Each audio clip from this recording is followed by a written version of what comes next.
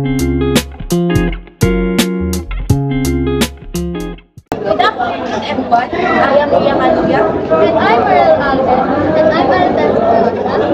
and we are RFA Reports. And for today's topic, we're talking about the significant information from the Commission on Higher Education, CHED. We'll delve into the reasons behind this massive change and explore its potential causes and effects on our education landscape.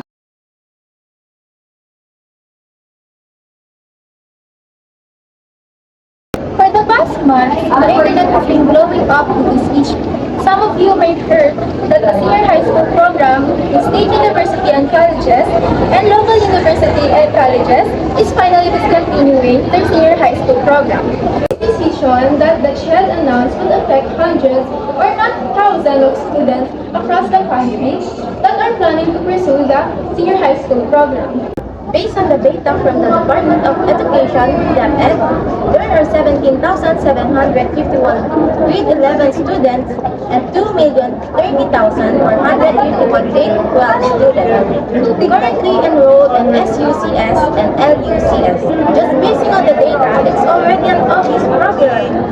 Our displacement of students nationwide, so we cannot help but wonder how the 400,000 students is displaced for the K-12 program. The effects of discontinuing the K-12 programs, students will now have to explore alternative options, which may lead to overcrowding in DepEd schools that are already or near full capacity.